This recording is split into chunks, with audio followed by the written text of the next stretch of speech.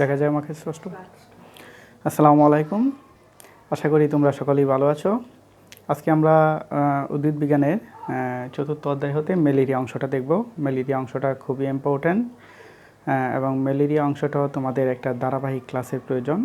ধারাবাহিক বলতে একটা ক্লাসে পুরোটা শেষ করা যাবে না, তাই আমাদের প্রথম ক্লাসটা না দেখলে দ্বিতীয় ক্লাস, দ্বিতীয় ক্লাস না দেখলে তৃতীয় ক্লাসটা বোঝা যাবে না। সেক্ষেত্রে পরবর্তী ক্লাস থেকে তোমাদের যে ক্লাসটা হবে সেটা ধারাবাহিক ক্লাস। তো প্রথমে আসি ম্যালেরিয়া থেকে একটু প্রাথমিক ধারণা নিয়ে আসি আমরা। ম্যালেরিয়া, ঠিক আছে। ম্যালেরিয়া শব্দটা আসছে তোমার হচ্ছে মেল এবং এরিয়া, অর্থাৎ দুইটা অংশ থেকে। একটা হচ্ছে মেল আর একটা হচ্ছে ARIA এরিয়া। এই দুইটা অংশ থেকে ম্যালেরিয়া শব্দটা এসেছে। ক্লিক করতে হবে। ম্যালেরিয়া শব্দটা আসছে দুইটা অংশ থেকে, অর্থাৎ একটা মেল আর একটা হচ্ছে কি তোমার এরিয়া। তা মেল অর্থ হচ্ছে বায়ু বা বাতাস, মেল অর্থ হচ্ছে দূষিত। মেল অর্থ কি দূষিত, আর এরিয়া বা আয়ার অর্থ হচ্ছে বাতাস। এরিয়া থেকে আয়ার শব্দটা আসছে, অর্থাৎ বাতাস। তো ম্যালেরিয়া শব্দের অর্থ হচ্ছে দূষিত বাতাস। তা ম্যালেরিয়া জিনিসটা কি, ভাইরাস না ব্যাকটেরিয়া? ঠিক আছে, ম্যালেরিয়াকে আমরা বলবো অণুজীব। এটাকে ভাইরাসও বলবো না, এটাকে আমরা ব্যাকটেরিয়াও বলবো না, এটাকে বলবো কি একটা অণুজীব। ওকে, তো ম্যালেরিয়া হচ্ছে কি একটা অণুজীব। এটা ভাইরাস এবং ব্যাকটেরিয়ার মধ্যবর্তী অবস্থানে থাকে, এই জন্য এটাকে বলা হয় অণুজীব।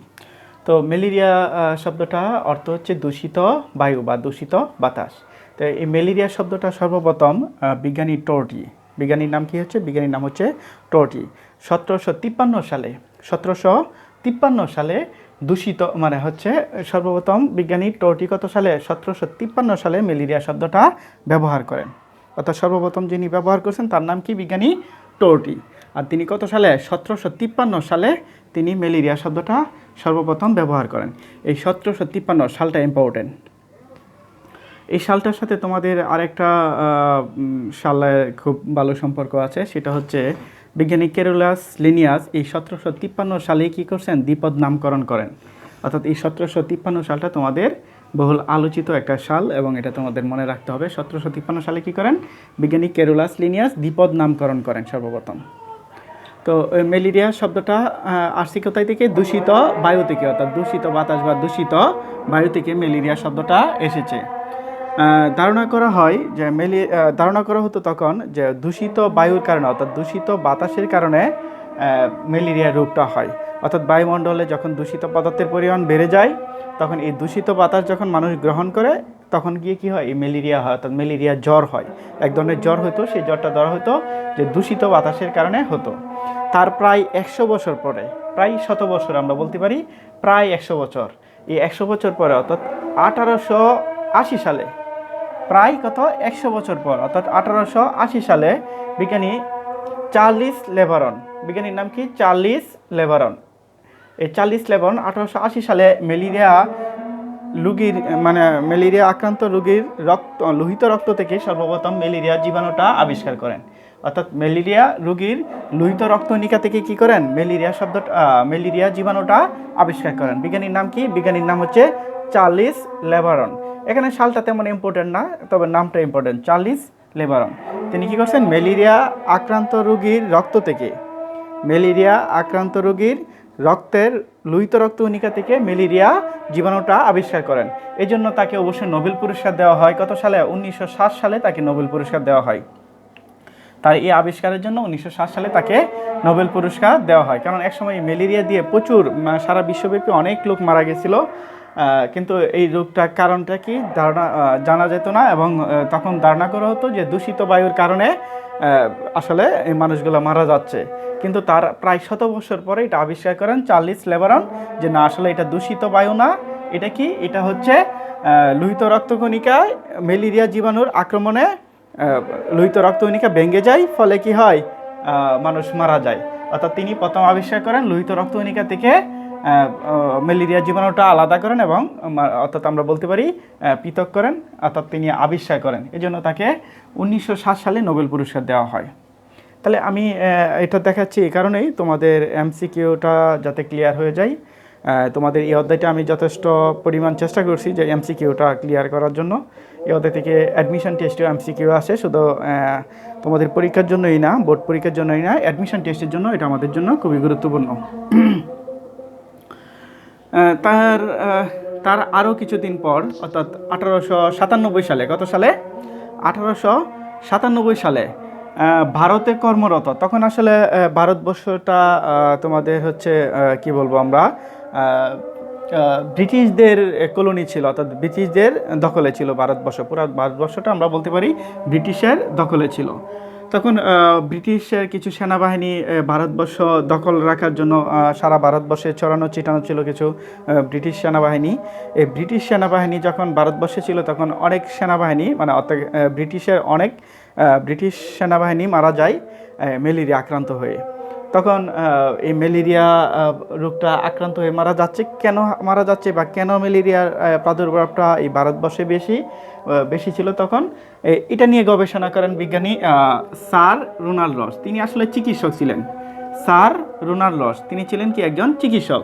তিনি 1997 সালে এই ভারতবর্ষে, অর্থাৎ ভারতবর্ষে কর্মরত ব্রিটিশ সেনাবাহিনীর ডাক্তার, অর্থাৎ ব্রিটিশ থেকে যে সেনাবাহিনী ভারতবর্ষ দখল রাখার জন্য পাঠিয়েছিল, এই সেনাবাহিনীকে চিকিৎসা দেওয়ার জন্য তাকে পাঠানো হয়েছিল যে স্যার রোনাল্ড রসকে। অর্থাৎ স্যার রোনাল্ড রসটা কী ছিল? তিনি ব্রিটিশ সেনাবাহিনীর ডাক্তার ছিলেন। তিনি ভারতবর্ষে কর্মরত ব্রিটিশ সেনাদের চিকিৎসা দিতেন, অর্থাৎ তিনিও ভারতবর্ষে কর্মরত ছিলেন। তখন তিনি, অর্থাৎ 1897 সালে তিনি কী করেন? আবিষ্কার করেন যে এনোফিলিস নামক এক ধরনের মশা না, এটা হলো স্ত্রী মশা। এনোফিলিস নামক এক ধরনের স্ত্রী মশা, অর্থাৎ এটা মশুকি বলতে পারি আমরা, এটা মশা নয়। তা এনোফিলিস গণের অন্তর্ভুক্ত প্রায় 60 ধরনের প্রজাতি আছে। এর মধ্যে কিছু প্রজাতি মানবদেহে রোগ সৃষ্টি করে। অর্থাৎ তিনি আবিষ্কার করেন যে এনোফিলিস গণভুক্ত মশুকির কী করেন, এই মানে হচ্ছে ম্যালেরিয়া জীবাণুটা এক দেহ থেকে অন্য দেহে ছড়ায়, অর্থাৎ এক দেহ থেকে আরেক দেহ বিস্তার ঘটায়কে এনোফিলিস নামক গণভুক্ত মশুকি। অর্থাৎ এনোফিলিস গণভুক্ত মশুকি কী হচ্ছে, এক দেহ থেকে, অর্থাৎ অসুস্থ দেহ থেকে সুস্থ দেহের দিকে ছড়িয়ে দিচ্ছে এই ম্যালেরিয়া নামক জীবাণুটা। এই জন্য তিনি অবশ্য নোবেল পুরস্কার পান 1902 সালে। ঠিক আছে, 1902 সালে তিনি নোবেল পুরস্কার পান যে এই মশুকি, অর্থাৎ স্ত্রী মশার কারণ, মানে হচ্ছে বলতে পারি আমরা এনোফিলিস গণের এই যে স্ত্রী মশুকি আছে, সেই স্ত্রী মশুকিটাই এই ম্যালেরিয়া জীবাণুটা সুস্থ, মানে অসুস্থ দেহ থেকে সুস্থ মানুষের দেহে, অর্থাৎ সুস্থ প্রাণীর দেহে ছড়িয়ে দিচ্ছে বা বিস্তার ঘটাচ্ছে। এই জন্য তিনি নোবেল পুরস্কার পান 1902 সালে। তিনি আবিষ্কার করেন যে এই জন্য তিনি নোবেল পুরস্কার পেয়ে যান। পরবর্তীতে আরও বিভিন্ন গবেষণায় দেখা যায় যে এনোফিলিস মশুকির বিভিন্ন ধরনের প্রজাতি আছে, মানে এর মধ্যে কিছু কিছু প্রজাতি মানবদেহের রোগ সৃষ্টি করে, অন্য কিছু কিছু বানরে অন্য প্রাণীর মধ্যে রোগ সৃষ্টি করে। তো আমরা দেখা গেছে যে এই যে ম্যালেরিয়া পেয়েছি, সে ম্যালেরিয়ার প্রায় 60টা প্রজাতি আবিষ্কৃত হয়। পরবর্তীতে কয়টা প্রজাতি? 60টা প্রজাতি। অর্থাৎ আমরা বলতে পারি ম্যালেরিয়া যে গণের অন্তর্ভুক্ত, সেই গণের নাম হচ্ছে প্লাজমোডিয়াম, অর্থাৎ প্লাজমোডিয়াম গণের অন্তর্ভুক্ত, এবং এটা প্রায় 60টার মতো প্রজাতি রয়ে গেছে, যেটা মানুষ ও অন্যান্য মেরুদণ্ডী প্রাণীর মধ্যে রোগ সৃষ্টি করে। আমরা বলতে পারি যে এই ম্যালেরিয়াটা লোহিত রক্তকণিকা কী করে? আক্রমণ করে ধ্বংস করে দেয়। ফলে আমরা বলি রক্তশূন্যতা দেখা দেয়, এবং রক্তশূন্যতা যখন চরম মাত্রায় ধারণ করে তখন এটাকে আমরা বলি অ্যানিমিয়া, অর্থাৎ অ্যানিমিয়া হয়। অর্থাৎ ম্যালেরিয়া আক্রমণের কারণে লোহিত রক্তকণিকা ধ্বংস হয়ে যায়, ফলে কি হয়? দেহের মধ্যে অ্যানিমিয়া, অর্থাৎ রক্ত স্বল্পতা দেখা দেয়, ফলে মানুষের মৃত্যু পর্যন্ত ঘটে। অর্থাৎ প্লাজমোডিয়াম গণের প্রায় 60টার মতো প্রজাতি আছে, যে প্রজাতিগুলা মানুষসহ বিভিন্ন মেরুদণ্ডী প্রাণীর মধ্যে রোগ সৃষ্টি করে। এর মধ্যে 4টা প্রজাতি মানবদেহে রোগ সৃষ্টি করে, মানে 60টা প্রজাতি হচ্ছে মানুষসহ অন্যান্য মেরুদণ্ডী প্রাণীতে রোগ সৃষ্টি করে, কিন্তু 4টা প্রজাতি কী করে? 4টা প্রজাতি হচ্ছে তোমার শুধু মানবদেহে রোগ সৃষ্টি করে। তাহলে এই 4টা প্রজাতি কি? 4টা প্রজাতি আমাদের একটু দেখতে হবে। তাহলে এখান থেকে আমরা কি দেখলাম যে বিজ্ঞানী টোটি 1753 সালে সর্বপ্রথম ম্যালেরিয়া শব্দটা ব্যবহার করেন, এবং হচ্ছে চার্লস লেবারন হচ্ছে ম্যালেরিয়া জীবাণুটা মানে আবিষ্কার করেন যে কোথায় থেকে? আক্রান্ত রোগীর লোহিত রক্তকণিকা থেকে ম্যালেরিয়া জীবাণুটা পৃথক করেন। আর হচ্ছে স্যার রোনাল্ড রস কী করছেন? তিনি এনোফিলিস নামক মশুকি দ্বারা যে এই রোগটা বাহিত হচ্ছে, অর্থাৎ এক দেহ থেকে অন্য দেহে ছড়ায় পড়ছে, সেটা আবিষ্কার করেন। আর আমরা জানি যে এই লোহিত রক্তকণিকা মানে হচ্ছে ধ্বংস হওয়ার কারণে বা লোহিত রক্তকণিকা ভেঙে যাওয়ার কারণে কি হচ্ছে রক্ত শূন্যতা দেখা যাচ্ছে, দেহ ফ্যাকাশে হয়ে যায় আমরা যেটা বলি। আর এটা যখন চরম মাত্রায় ধারণ করে তখন সেটাকে বলি এনিমিয়া, অর্থাৎ এনিমিয়া সৃষ্টি হচ্ছে। আমি উপর অংশটা মুছে দিচ্ছি, এটা জাস্ট নৈমিত্তিকের জন্য তোমাদের একটু বলা। মাত্র আজান হলো, এটার কারণে তোমাদের হয়তো বা শুনতে একটু প্রবলেম হতে পারে। ওকে,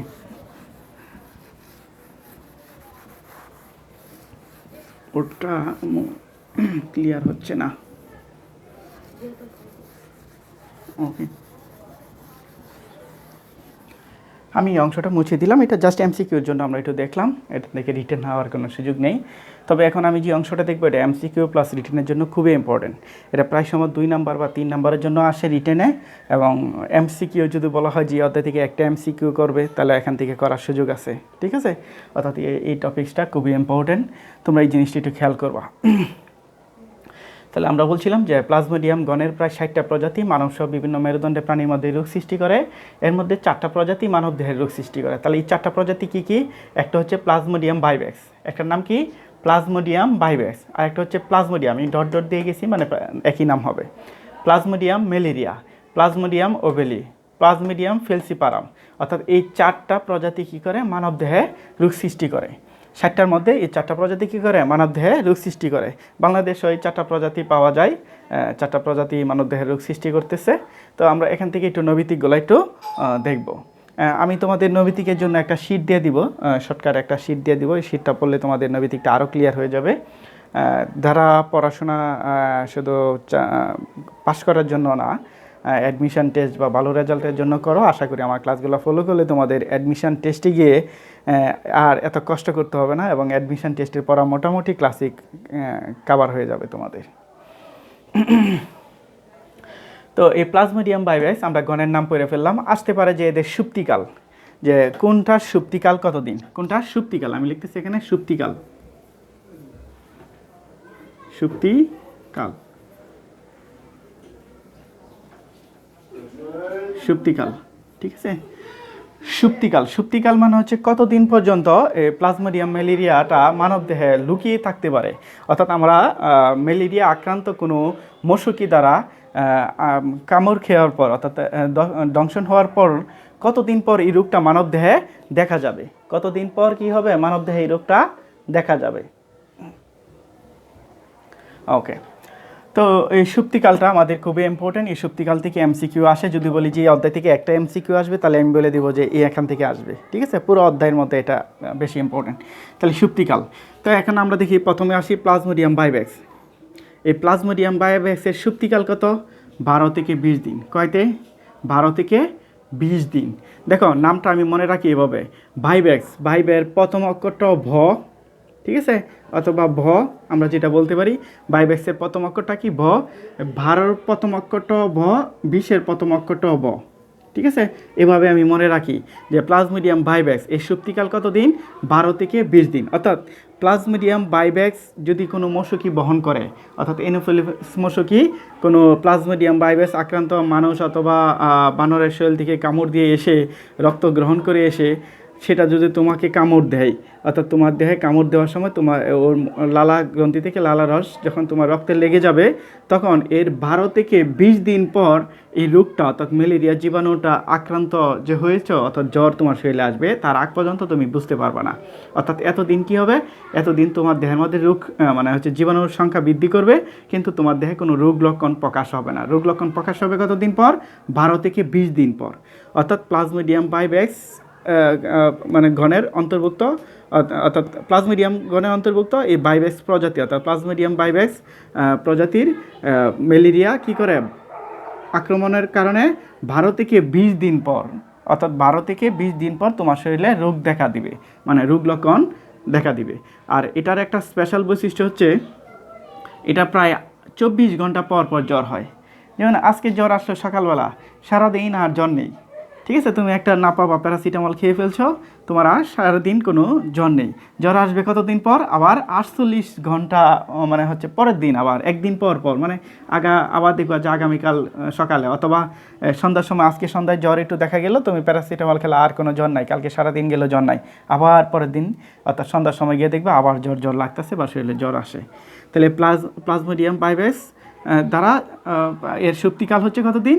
12 থেকে 20 দিন, অর্থাৎ ভ মনে রাখতে পারি, বাইভ্যাক্স ব, 12 ব, 20 ব, আর এটা কতদিন? 48 ঘন্টা। 48 ঘন্টা মানে আমরা বলতে পারি কি 2 দিন, যে আজকে সন্ধ্যায় তোমার জ্বর আসলো, তুমি একটা প্যারাসিটামল খেয়ে গেলা, কালকে সন্ধ্যায় জ্বর নাই, পরের দিন সন্ধ্যায় গিয়ে আবার জ্বর আসলো, অর্থাৎ এভাবে 2 দিন সে কী করে? সুপ্ত অবস্থায় থাকে, মানে তোমার দেহের মধ্যে রোগ লক্ষণ দেখা দিচ্ছে না, মনে হচ্ছে যে তুমি সুস্থ হয়ে গেছো, কিন্তু আবার কি হচ্ছে? তুমি আজকে জ্বর নাই, আজকে জ্বর আছে, কালকে নাই, পরের দিন জ্বর আসছে, তখন তুমি বুঝবে যে এটা কি একটা ম্যালেরিয়ার লক্ষণ। দ্বিতীয়টা আসি আমি, প্লাজমোডিয়াম ম্যালেরিয়া। এই প্লাজমোডিয়াম ম্যালেরিয়া প্রজাতির মানে আক্রমণের কারণে, ঠিক আছে, 72 ঘন্টা পর পর জ্বর আসে, অর্থাৎ এটা তো ছিল 2 দিন পর পর, এটা হবে কি 3 দিন পর পর জ্বর দেখা দিবে। তাহলে প্লাজমোডিয়াম ম্যালেরিয়ার সুপ্তিকাল কত? 18 থেকে 40 দিন, এটা সবচেয়ে বেশি সুপ্তিকাল। সুপ্তিকাল কার বেশি? সবচেয়ে বেশি ম্যালেরিয়া। দেখো আমরা পড়তেছি ম্যালেরিয়া, এর নামও প্লাজমোডিয়াম ম্যালেরিয়া, নামের সাথে কিন্তু একটা মিল আছে, যেটা মিল আছে এটাই কি সবচেয়ে বেশি সুপ্তিকাল।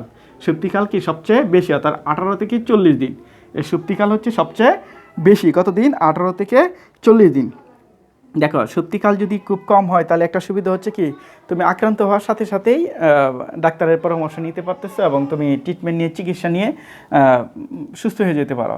কিন্তু যদি রোগ লক্ষণ অনেক পরে দেখা দেয়, এতদিনে কি হয়, তোমার দেহে গিয়ে এটা রক্তকণিকা ভেঙে ফেলবে, যকৃৎ আক্রমণ করে, অর্থাৎ কলিজা বা লিভার আমরা যেটা বলি, যকৃৎ বা প্লীহা আমরা বলি, যকৃৎ এবং বা প্লীহা এইগুলিকে আক্রমণ করে ওইগুলোকে ধ্বংস করে দেয়, ফলে আর মানুষকে বাঁচানো সম্ভব হয় না। অর্থাৎ যত দ্রুত রোগ লক্ষণ প্রকাশ পাবে এবং যত দ্রুত আমরা ট্রিটমেন্ট নিব, তত তাড়াতাড়ি সুস্থ হব। তাই এর সুপ্তিকাল 18 থেকে 40 দিন, যেহেতু এর সুপ্তিকাল বেশি দিন, মানে অর্থাৎ বেশি দিন, আজকে কামড় দিল, তার 18 থেকে 40 দিন পর তোমার দেহে, অর্থাৎ আজকে একটা স্ত্রী মশকি, ম্যালেরিয়া জীবাণু আক্রান্ত স্ত্রী মশকি কামড় দিল, তার 18 থেকে 40 দিন পর তুমি বুঝতে পারবা যে তোমার দেহে ম্যালেরিয়া আক্রান্ত হয়েছে বা জ্বর আসতেছে। এর আগে তুমি বুঝোই নাই যে তোমার দেহে কোনো রোগ আক্রান্ত হয়েছে বা কোনো জীবাণু প্রবেশ করছে, অর্থাৎ কোনো রোগে আক্রান্ত তুমি। তাহলে এই সুপ্তিকালটা বেশি হওয়ার কারণে এটা কি হয়, তোমার দেহের জন্য খুবই ক্ষতিকর। আর এটা জ্বর আসা হচ্ছে কি, যেমন আজকে ওষুধ খেলা, কালকেও তোমার জ্বর নাই, পরের দিনও জ্বর নাই, এর পরের দিন আবার জ্বর আসবে, তুমি মনে করবা সুস্থ হয়ে গেছো, একটা প্যারাসিটামল খেলে সুস্থ হয়ে গেছে, কিন্তু তার 2 দিন 3 দিন পর তোমার জ্বর আবার দেখা দিবে। তাহলে এরকমভাবে জ্বর আসতে পারে। তাহলে এইভাবে দেখলে, এটা দেখলে আমরা বুঝবো কি এটা ম্যালেরিয়া আক্রান্ত হয়েছি আমি, বা আমার শরীরে ম্যালেরিয়া জীবাণু আছে। আবার দেখো আরেকটা হচ্ছে প্লাজমোডিয়াম ওভেলি। প্লাজমোডিয়াম ওভেলি, এই প্লাজমোডিয়াম ওভেলি হতে মিডোটাশিয়ান ম্যালেরিয়া, এটা হলো 11 থেকে 16 দিন। এর সুপ্তিকাল কত? প্লাজমোডিয়াম ওভেলি এর সুপ্তিকাল কত? 11 থেকে 16 দিন, একটু মনে রাখবা কষ্ট করে, 11 থেকে 16 দিন। এটাও কত ঘন্টা পর পর জ্বর আসে? 48 ঘন্টা, অর্থাৎ প্রথমটা আর এটা কিন্তু সেম, 48 ঘন্টা পর পর জ্বর আসে, ঠিক আছে। আরেকটা হচ্ছে প্লাজমোডিয়াম ফেলসিপারাম, প্লাজমোডিয়াম ফেলসিপারাম। এই প্লাজমোডিয়াম ফেলসিপারামের সুপ্তিকাল হচ্ছে 8 থেকে 15 দিন। সুপ্তিকাল কত দিন? প্লাজমোডিয়াম ফেলসিপারামের 8 থেকে 15 দিন, অর্থাৎ এটা কয় ঘন্টা পর পর জ্বর আসে? 36 থেকে 48 ঘন্টা পর পর জ্বর আসে। অন্যগুলো পড়ছে 48, একটা পড়ছে 72, যেটা হচ্ছে সুপ্তিকাল বেশি, এটা জ্বরও আসে কি অনেক পর পর, অর্থাৎ 72 ঘন্টা পর পর। আর যেটা সুপ্তিকাল কম, দেখো এটা সুপ্তিকাল সবচেয়ে কম, সুপ্তিকাল সবচেয়ে কম কোনটা? প্লাজমোডিয়াম ফেলসিপারাম, ঠিক আছে, বা প্লাজমোডিয়াম ফেলসিপারাম আমরা যেটা বলি, যে প্লাজমোডিয়াম ফেলসিপারামটা হচ্ছে সুপ্তিকাল সবচেয়ে কম। এই সুপ্তিকালটা সবচেয়ে কম, কত দিন? 8 থেকে 15 দিন। তাহলে এটা জ্বর আসে কত ঘন্টা পর পর? 36 থেকে 48 ঘন্টা পর পর, অর্থাৎ তোমার 2.5 দিন থেকে 2 দিনের মধ্যে জ্বর চলে আসতেছে, সবচেয়ে কম, সবচেয়ে কম, এখানেও সবচেয়ে কম, এখানেও সবচেয়ে কম। আবার দেখো প্লাজমোডিয়াম ম্যালেরিয়া, এর সুপ্তিকাল কি সবচেয়ে বেশি, ঠিক আছে, এর সুপ্তিকাল সবচেয়ে বেশি, 18 থেকে 40 দিন, ঠিক আছে। এর জ্বরও আসে কিন্তু 72 ঘন্টা পর পর। তাহলে এই দুইটা জিনিস আমার পরীক্ষায় নবী থেকে আসে, যে প্লাজমোডিয়াম গণের অন্তর্ভুক্ত কোন প্রজাতি সুপ্তিকাল সবচেয়ে বেশি, তার মানে কি প্লাজমোডিয়াম ম্যালেরিয়া, বা কোন প্রজাতির সুপ্তিকাল সবচেয়ে কম, প্লাজমোডিয়াম ফেলসিপারাম। আবার আসতে পারে প্লাজমোডিয়াম গণের মধ্যে ম্যালেরিয়ার সুপ্তিকাল কত দিন, তাহলে 18 থেকে 40 দিন। আসতে পারে প্লাজমোডিয়াম ফেলসিপারামের সুপ্তিকাল কত দিন, 8 থেকে 11 দিন। আর এই সুপ্তিকাল আসার সময় তোমার নবী থেকে কী করবে, এই 4টা অপশনই দিয়ে দিবে একসাথে। ধরো না প্লাজমোডিয়াম ফেলসিপারামের সুপ্তিকাল কত দিন আসলো, তাহলে 4টা নবী থেকে পাশাপাশি থাকবে। তুমি 4টা নবী থেকে মুখস্থ করছো বা পড়ছো, পড়ার কারণে কী হবে, তোমার পরীক্ষা হলে গিয়ে দেখবে 4টাই তো কমন পড়তেছে, মনে হয় যে এটা মানে কনফিউশন তৈরি হয়ে যাবে। ফলে কী হবে, তোমার অ্যান্সার দিতে খুব কষ্ট হয়ে যাবে। এই জন্য আমরা কী করবো, এটা ভালো করে এই জিনিসটা খেয়াল করবো। যেমন ম্যালেরিয়া এর সুপ্তিকাল সবচেয়ে বেশি 18 থেকে 40 দিন, সবচেয়ে কম কোনটা প্লাজমোডিয়াম ফেলসিপারাম এর সুপ্তিকাল কত দিন, 8 থেকে 15 দিন। দুইটা আমরা আলাদা করে ফেললাম, তাহলে বাকি লইছে কয়টা, বাকি লইছে 2টা। এর মধ্যে আমরা জানি বাইব্যাক্স মনে রাখতে পারি 12 ভ দিয়ে 12-20 বাইব্যাক্স ভ, অর্থাৎ 2টাই ভ দিয়ে, আর এটা 48 ঘন্টা। তাহলে এভাবে মনে রাখলে তোমাদের একটু কষ্ট কম হবে এবং তোমাদের মনে থাকবে। মনে রাখবো সর্বোচ্চ কোনটা প্লাজমোডিয়াম ম্যালেরিয়া, সর্বনিম্ন কোনটা প্লাজমোডিয়াম ফেলসিপারাম। তাহলে এই 2টা যদি আমরা মনে রাখি এভাবে, তাহলে আমাদের সহজেই এটা মনে থাকবে। এখন দেখো আমরা 4টা অণুজীবের মানে হচ্ছে প্রজাতির নাম পড়লাম এবং তাদের সুপ্তিকাল দেখলাম এবং কত ঘন্টা পর পর জ্বর আসে সেটা দেখলাম। এখন দেখো এটা হচ্ছে রোগের নাম, আমি এই অংশটা মুছে দিচ্ছি। দেখো এটা হচ্ছে রোগের নাম, রোগের নাম,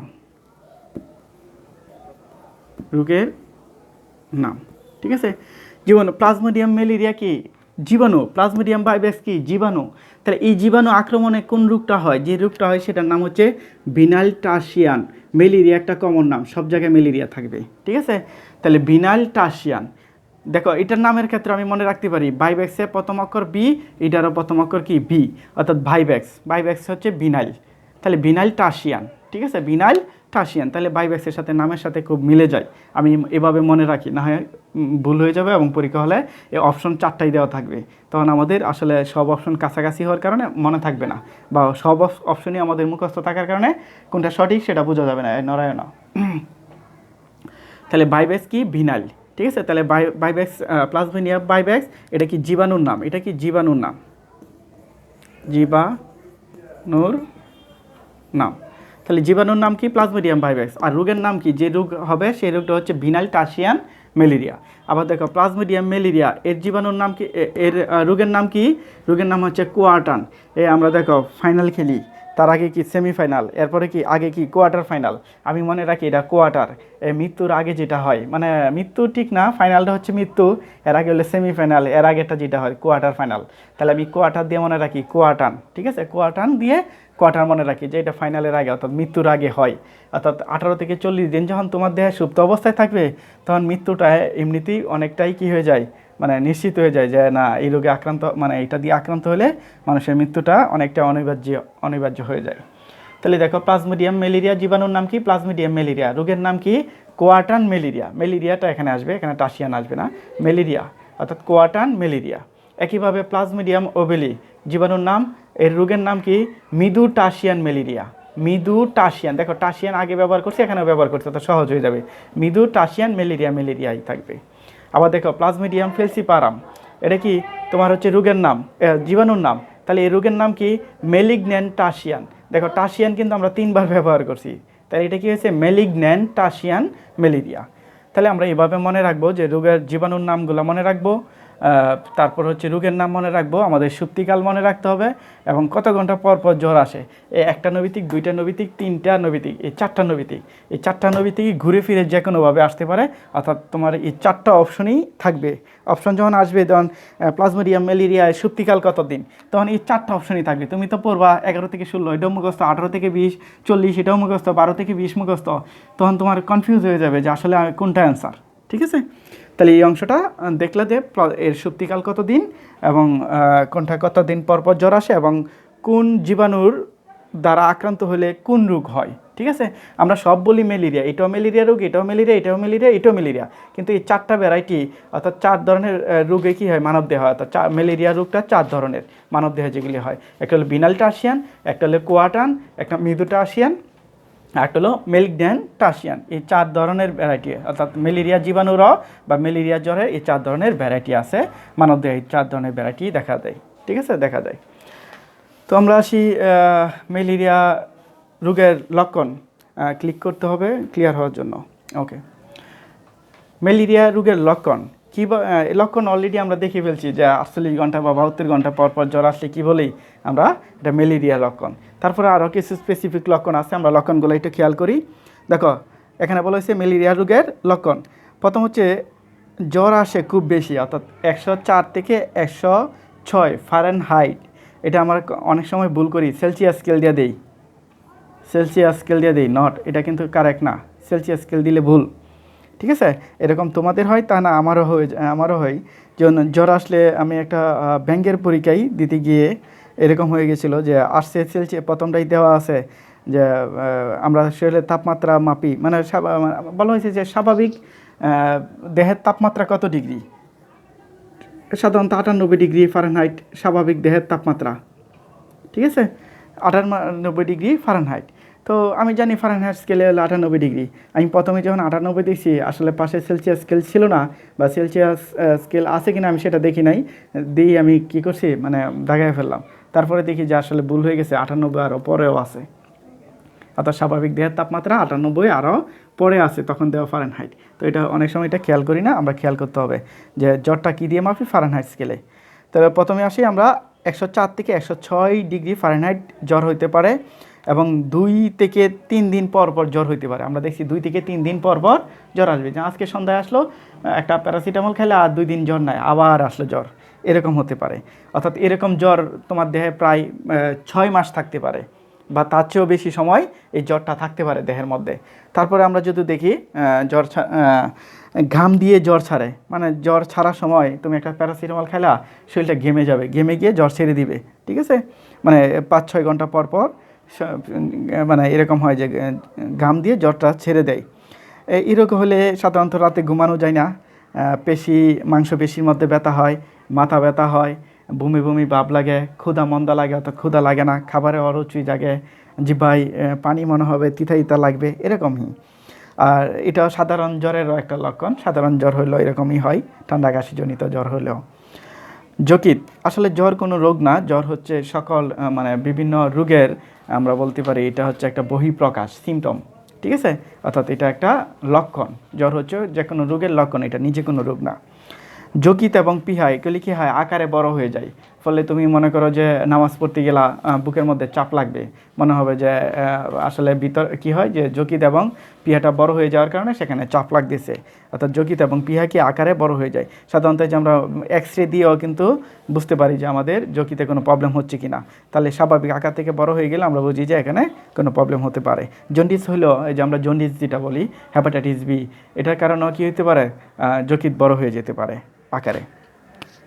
রক্তশূন্যতা দেখা দেয়, অর্থাৎ এই রোগে আমরা প্রথমেই দেখে আসি, এই রোগে কী হয়ে যায়, লোহিত রক্তকণিকাগুলো ভেঙে যায়, ফলে কী হয়, রক্তশূন্যতা দেখা দেয়। এই রক্তশূন্যতা যখন চরম মাত্রায় পৌঁছে, তখন কী হয়ে যায়, তখন হচ্ছে অ্যানিমিয়া দেখা দেয়।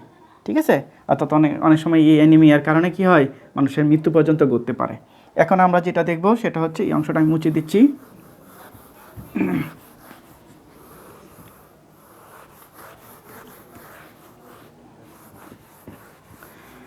তাহলে এই ম্যালেরিয়া কীভাবে প্রতিরোধ করতে পারি?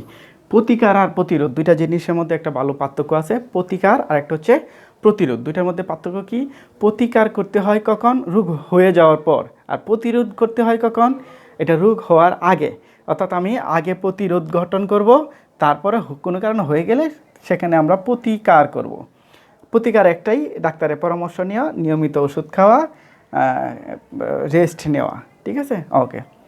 তাহলে প্রতিরোধে ও নিয়ন্ত্রণ, তা প্রতিরোধ কীভাবে করতে পারি? এক হলো যে মশকি নিধন, আমরা যে মশা এবং মশকি, মশা হচ্ছে পুরুষ আর মশকি হচ্ছে স্ত্রী, এই মশকি আমরা নিধন করতে পারি স্প্রে করে, বিভিন্নভাবে আমরা বাড়ির আঙ্গিনা আশেপাশে, টেলিভিশন, এই বিটিভি দেখবা, বিটিভিতে কিন্তু সবসময় অ্যাডভার্টাইজমেন্ট করে। এই যেমন কিছুদিন আগে ডেঙ্গুর প্রকোপ যখন প্রকট আকার ধারণ করে, তখন কিন্তু টেলিভিশনে প্রতিদিন দেখানো হতো। ঠিক আছে, ডেঙ্গু মশা রোধ করার জন্য কীভাবে আমরা মশানাটিক মশকি, ডেঙ্গু মশকি কীভাবে আমরা প্রতিরোধ করতে পারি। অর্থাৎ আমাদের এই যে ফুলের টপ অনেক সময় পানি জমে থাকে, আমরা খেয়াল করি না, এটা 3 দিনের বেশি যাতে পানি না জমে থাকে সেদিকে আমরা খেয়াল করতে হবে। অর্থাৎ বিটিভির অ্যাডভার্টাইজমেন্টটা দেখবেন, আশা করি তোমরা ওইখান থেকে ভালো জানবা যে কীভাবে মশকি, অর্থাৎ ম্যালেরিয়া যেভাবে নিয়ন্ত্রণ করব, ডেঙ্গু ঠিক একইভাবে নিয়ন্ত্রণ করব। তাহলে মশকি নিধন করব, প্রজনন ক্ষেত্র ধ্বংস করব। আমরা দেখবো যে ফগার মেশিন দিয়ে কিছুদিন পর পর এই সিটি কর্পোরেশন কী করে, এই যে প্রজনন ক্ষেত্র ডুবা ডুবা আশেপাশে এগুলিতে কী হয়, স্প্রে করে, চলতেছে না, স্প্রে করলে কী হয়, এদের প্রজনন ক্ষেত্র এমনকি এদের লার্ভা পিউপা এগুলি কী হয়ে যায়, ধ্বংস হয়ে যায়। এগুলিতে বিভিন্ন ধরনের ওষুধ কীটনাশক দেওয়া হয়, যেমন বিএসসি, তারপর হচ্ছে আমরা বলতে পারি ক্রিয়েটোলিন, তারপরে বলতে অ্যালডোলিন, এরকম বিভিন্ন ধরনের ওষুধ ব্যবহার করতে পারি, এমনকি কেরোসিন বা ডিজেল এগুলিও আমরা ব্যবহার করতে পারি। তারপর মশকির দংশনের হাত থেকে আত্মরক্ষা, এটা হচ্ছে যেমন আমরা মশারি টানাইতে পারি, ঘুমানোর সময় মশারি ব্যবহার করব, দিনে ঘুমানোর সময় মশারি ব্যবহার করব, ঠিক আছে, এরকমই রাতে অবশ্যই তো মশারি ব্যবহার করে ঘুমাবো, ফলে আমাদের আত্মরক্ষা করতে পারি। যেমন তারপরে আমরা বলতে পারি কীটনাশকের ব্যবহার, আমরা বিভিন্ন ধরনের ক্রিম এখন বের হয়েছে যে আমরা হাতে পায়ে দিয়ে পড়ার টেবিলে বসি বা মশারির ভিতরে বসে অনেক সময় পড়া সম্ভব হয় না, তখন আমরা এটা ব্যবহার করি। জানি না এদের পার্শ্ব প্রতিক্রিয়া আছে কি না, আমার জানা নেই, থাকলেও থাকতে পারে। তো আমরা আরও বিভিন্ন ধরনের কীটনাশক ব্যবহার করে আমরা কী করতে পারি, মশকির প্রজনন ক্ষেত্র ধ্বংস করতে পারি। তারপরে যদি কোনো কারণে হয়েই যায় ডেঙ্গু অথবা আমরা বলতে পারি যে ম্যালেরিয়া, তাহলে আমরা চিকিৎসকের পরামর্শ নিব। সাধারণত এর তেমন কোনো ওষুধ নাই, তবে ম্যালেরিয়ার ক্ষেত্রে তোমার অ্যান্টিবায়োটিক আছে, সেটা হচ্ছে ক্লোরোকুইনিন, নিভাক্লোইনিন, এরকম জাতীয় কিছু ওষুধ আছে অ্যান্টিবায়োটিক, এগুলো হচ্ছে অ্যান্টিবায়োটিক। এই অ্যান্টিবায়োটিকগুলো গ্রহণ করলে কী হয়ে যায়, মশকি মানে হচ্ছে ম্যালেরিয়া জীবাণুগুলো ধ্বংস হতে থাকে এবং একসময় সুস্থ হয়ে যায়। তবে এটা অবশ্যই প্রাথমিক পর্যায়ে ধরতে হবে। ম্যালেরিয়া হওয়ার 1-1.5 মাসের মধ্যেই যদি ধরা হয় বা মোটামুটি হওয়ার পরপরই যদি এটা আমরা তো করতে পারি, আইডেন্টিফাই করতে পারি যে এটা আসলে ম্যালেরিয়া দ্বারা হয়েছে আমাদের দেহে জ্বরটা। অনেক সময় আমরা জ্বরটা ট্রিটমেন্ট নিচ্ছি, বিভিন্ন টেস্ট করাচ্ছি, কিন্তু জ্বর কেন হচ্ছে সেটা বলতে পারি না। তো যদি আমরা মোটামুটি টেস্ট করে আমরা মানে এতটুকু শিওর হতে পারি যে এটা কী দিয়ে হয়েছে, এটা ম্যালেরিয়া জীবাণু দ্বারা হয়েছে, তাহলে আমরা কী করতে পারি, ট্রিটমেন্ট নিতে পারি এবং তাড়াতাড়ি সুস্থ হতে পারি। কিন্তু যদি এরকম হয় যে আমি রোগটা আইসোলেটই করতে পারলাম না, অর্থাৎ কেন জ্বর হচ্ছে সেটাই জানলাম না, আর আমি ম্যালেরিয়ার জন্য টেস্টও করলাম না, সেক্ষেত্রে দেখা গেছে কি অনেক দেরি হয়ে গেছে বা লেট হয়ে গেছে এবং মানুষের মৃত্যু পর্যন্ত ঘটে, এবং অতীতে এরকম অনেক মানুষ মারা গিয়েছে ম্যালেরিয়া আক্রান্ত হয়ে। এখনও বাংলাদেশ সহ বিশ্বের বিভিন্ন দেশে ম্যালেরিয়া আক্রান্ত হয়ে মানুষ মারা যাচ্ছে, ঠিক আছে। এই তো আমরা ম্যালেরিয়া রোগের প্রতিকার এবং প্রতিরোধ সম্পর্কে ধারণা নিলাম। তোমাদের ভাইরাস এবং ব্যাকটেরিয়া অংশ থেকে একটু 2টা নৈমিত্তিক বলবো। ব্যাকটেরিয়া, বিশেষ করে ব্যাকটেরিয়া অংশ থেকে যেমন কলেরা রোগ হয়, কলেরা ডায়রিয়া বলি আমরা। কলেরা রোগ হয় কি দিয়ে, ভাইব্রিও কলেরা নামক ব্যাকটেরিয়া দিয়ে। ভাইব্রিও কলেরা নামক ব্যাকটেরিয়ার কারণে কি হয়, কলেরা রোগটা হয়ে থাকে। এই কলেরার রোগ একসময় বাংলাদেশে মহামারী আকার ধারণ করেছিল, তথা ভারতবর্ষে পুরোটাই। এরকম হতো যে এক গ্রামে, যে গ্রামে কলেরা রোগটা প্রথম প্রবেশ করে বা ঢুকে, সেই গ্রামের মানে মোটামুটি সবাই মারা যেত। এরকম হতো যে এক গ্রামের সবাই, অনেক লোক মারা যেত, একই পরিবারের পুরো পরিবার মারা যেত, এরকম হয়, পুরো পরিবারের সকল সদস্যই মারা যেত। তো এক সময় এটা কেন হচ্ছে, কিভাবে হচ্ছে সেটা আমরা জানি না। এটা নিয়ে আমরা কিন্তু দেখছি যে উলাবিবি, আমরা তখন মনে করতো উলাবিবি, ন্যাংরা, কাক বা কুকুর এগুলি দেখলে হয় এই রোগটা হয়, এরকম আতঙ্ক ছিল। বাচ্চা কাচ্চাদের যে এলাকায় এই রোগটা প্রবেশ করতো, অর্থাৎ কলেরা দেখা দিত, এই এলাকা থেকে বাচ্চা কাচ্চাদের মানে ছোটোদের নানুর বাড়িতে অর্থাৎ নানির বাড়িতে পাঠিয়ে দিত, ঠিক আছে। এই জিনিসটা একসময় খুবই ডেঞ্জারাস ছিল এবং খুবই আতঙ্ক ছিল। রাতের বেলা মানে হচ্ছে এই আতঙ্কটা আরও বেড়ে যেত, ঠিক আছে।